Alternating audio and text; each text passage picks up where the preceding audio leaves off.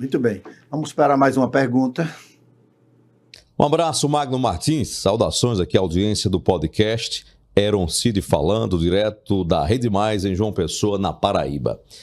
Senador Cristóvão Buarque, em 2022, o senhor, apesar de não ter sido candidato, participou da eleição e fez uma leitura de que a chegada de Jair Bolsonaro ao poder é resultado de sucessivos erros. Há poucos dias, o presidente da República, Luiz Inácio Lula da Silva, fez uma autocrítica, exortou a esquerda, os progressistas, a refletirem sobre onde a democracia errou. Eu pergunto ao senhor, que vem refletindo sobre esses erros já há um bom tempo, onde é que a esquerda tem errado? Qual é o exercício de autocrítica que precisa ser feito? Quais foram as falhas? O que gerou tanto desencanto nas pessoas para procurar alternativas tão mais radicais e até extremistas? Muito bem, boa pergunta. Muito boa. Primeiro, voz de locutor. É diferente. Ele é diretor de uma rede de rádio na Paraíba com 25 emissoras. O Eron Cid. Deixa eu contar uma historinha. Depois da eleição de 18, em que Bolsonaro ganhou, eu recebi convite de uma universidade na Europa para fazer uma palestra, junto com outros, sobre por que Bolsonaro ganhou. E eu disse, olha, eu gostaria muito de ir aí, mas não vou falar sobre isso. Agora, se quiserem, eu vou para dizer porque nós perdemos. E eles aceitaram. Que é a mesma resposta, né? Eu fui e virou um livro. Eu tenho um livro. Eu queria até que o título fosse Onde Erramos?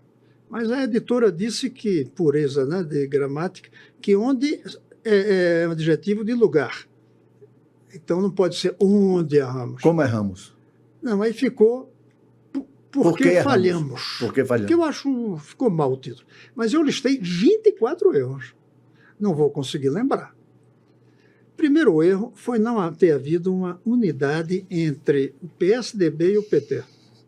E aí a culpa é de que os dois são paulistas. Eles pensavam mais quem é que ia ser o próximo prefeito de São Paulo do que quem ia ser o próximo presidente do Brasil. Mas isso que o paulista só pensa em São Paulo. Né? Então, Fernando Henrique e Lula, eles podiam ter se encontrado, gente. Não tinha antagonismo grande.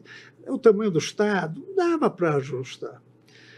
Outro erro foi não ter sabido enfrentar o problema da corrupção, de duas formas. Tolerou que acontecesse, porque tolerou. E os que não roubaram, não souberam se distanciar do roubo, dizendo, olha, quem roubou foi aquele ali, e não o partido, não o sistema. Foi um erro. Mais ou menos o que está acontecendo hoje no Oriente Médio, quando as forças que defendem Israel não conseguem se distanciar do governo atual. A esquerda não soube se distanciar da corrupção. Talvez tenha sido o maior dos erros. Terceiro foi o problema de misturar valores morais com política. Casamento gay, que eu pessoalmente defendo, aborto, direito da mulher ao aborto, tudo isso é uma questão moral. Não pode ser misturada com bandeiras políticas. Mais uma historinha aqui, depois eu volto à pergunta. Quando eu terminei a eleição que eu perdi, a reeleição de governo, e que um dos fatores foram os evangélicos, eu aí fui aos pastores dessa cidade, só eu e ele, ou dois ali, sentava na mesa e dizia, pastor, se alguém lhe dissesse que eu sou ladrão, o senhor acreditava? Nunca, governador, era ex-governador, nunca. Eu digo, e por que disseram que eu tinha pacto com o diabo e acreditaram? Aí ele disse, partido, vocês defendem bandeiras, não é você pessoalmente, mas é bandeira. Isso foi um equívoco. A gente tinha que ter investido em educação para que a moral evoluísse, ou não, de pessoas conscientes. Você, há pouco, a sua palavra, discernimento. A gente tinha as bandeiras morais, você ganha pela educação. Quarto, não tem entendido que hoje não existe luta de classe por dinheiro. A luta de classe é por conhecimento. Quem tem e quem não tem conhecimento. Quem tem conhecimento não passa fome. Muito bem. Mas a gente continua achando que a disputa é entre o patrão e o trabalhador. patrão que sofre mais do que o trabalhador que teve um doutorado e que ganha um dinheirão de outro patrão, claro. Outros erros, ver a geopolítica do mundo como se a Rússia ainda fosse socialista. E aí fica contra os Estados Unidos porque não é socialista. A gente perdeu a noção disso.